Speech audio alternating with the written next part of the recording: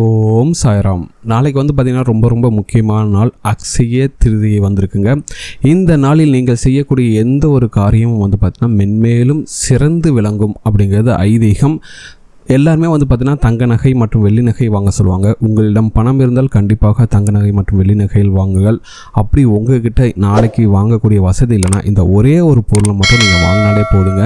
அந்த தங்க நகை வெள்ளி நகை வாங்கினா எந்த ஒரு அற்புதமான பலன் உங்களுக்கு கிடைக்குமோ அதே அளவு பலன் கண்டிப்பாக கிடைக்கும். அப்படி ஒரு முக்கியமான அந்த ஒரு பொருள் எந்த ஒரு பொருள் தான் இந்த வீடியோவில் பார்க்க போகிறோம். வாங்க வீடியோக்குள்ளே போகலாம். அதுக்கு முன்னாடி நீங்கள் இப்போ தான் நம்ம சேனலுக்கு ஃபஸ்ட் டைம் இருக்கீங்கன்னா மறக்காமல் நம்ம சேனலை சப்ஸ்கிரைப் பண்ணிக்கங்க.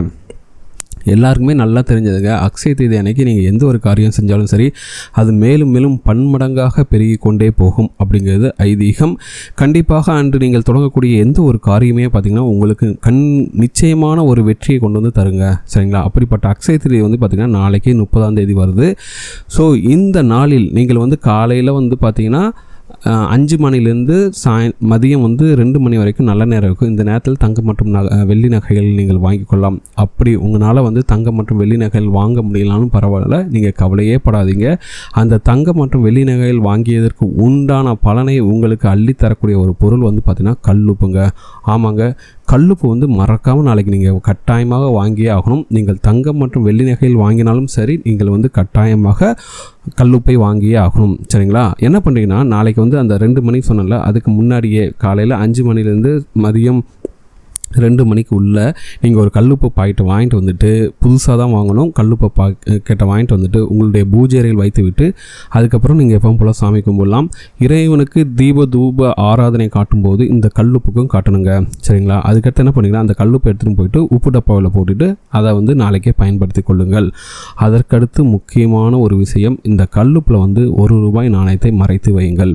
இப்படி தொடர்ந்து 108 நாட்கள் நீங்கள் அந்த கல்லுப்பில் ஒவ்வொரு ரூபாய் காயின் நீங்கள் மறைச்சி வைக்கும்போது பார்த்தீங்கன்னா உங்கள் வீட்டில் செல்வ கடாட்சம் பெருகும். இந்த 108 நாட்கள் நீங்கள் சேர்த்த பிறகு 108 காயின் சேர்ந்த பிறகு அதை எடுத்துன்னு போயிட்டு ஒரு கோயிலில் உண்டியில் போட்டுடலாம், சரிங்களா? இப்படி செஞ்சு பாருங்கள். அடுத்த வருஷத்துக்குள்ளே உங்கள் வீட்டில் இருக்கக்கூடிய கடன் சுமைகள்லாம் கண்டிப்பாக நீங்கும். உங்கள் வீட்டில் பணவரவு அதிகரிக்கும். அது போக நாளைக்கு அக்ஷய தீதி நாள் ரொம்ப இம்பார்ட்டண்டான நாள் பார்த்திங்கன்னா தங்கம் மற்றும் வெள்ளி நகைகள் வாங்குவதற்கு மட்டுமல்ல, நீங்கள் தானம் செய்வதற்கும் மிகப்பெரிய ஒரு பலனை கொடுக்கக்கூடிய நாள், சரிங்களா? உங்களால் என்ன தானம் வேணாலும் செய்யலாங்க, சரிங்களா? ஒரு 2 பேருக்கு சாப்பாடாச்சும் வாங்கி கொடுங்க, இல்லை ஒரு கிளாஸ் தண்ணியாச்சும் கொடுங்க, இல்லை ஒரு டம்ளர் நீர் மோராச்சும் கொடுங்க. இப்படி செய்தாலே போதும், உங்களுக்கு மிகப்பெரிய அளவிலான புண்ணியத்தை சேர்க்கும். உணவில்லாதவர்களுக்கு உணவளிப்பது, போர்வை, துண்டு போன்றவற்றை ஏழைகளுக்கு தானம் செய்வது நல்லது.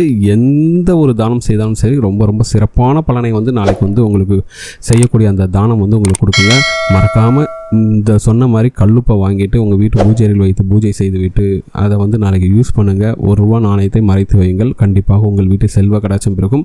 அதே போல் தானமும் செய்யுங்கள். உங்கள் வீட்டில் நிச்சயமாக செல்வ கடாட்சம் பெருகி உங்கள் வீட்டில் இருக்கக்கூடிய கடன் சுமையெல்லாம் நீங்கி அந்த மகாலட்சுமி தாயோட பரிபூர்ண அருள் உங்களுக்கு கிடைச்சி நீங்களும் உங்கள் குடும்பமும் செல்வ செழிப்புடன் வாழ்வீர்கள் அப்படிங்கிறது. ஸோ இந்த வீடியோ உங்களுக்கு பிடிச்சிருக்கு நம்புறேன். இந்த வீடியோ உங்களுக்கு பிடிச்சா மறக்காமல் இந்த வீடியோ உங்கள் ஃப்ரெண்ட்ஸோட ஷேர் பண்ணுங்கள். இந்த வீடியோ பற்றின உங்களோட கமெண்ட்ஸை கமெண்ட்டில் கமெண்ட் பண்ணுங்கள், லைக் பண்ணுங்கள், ஷேர் பண்ணுங்கள், கமெண்ட் பண்ணுங்கள்.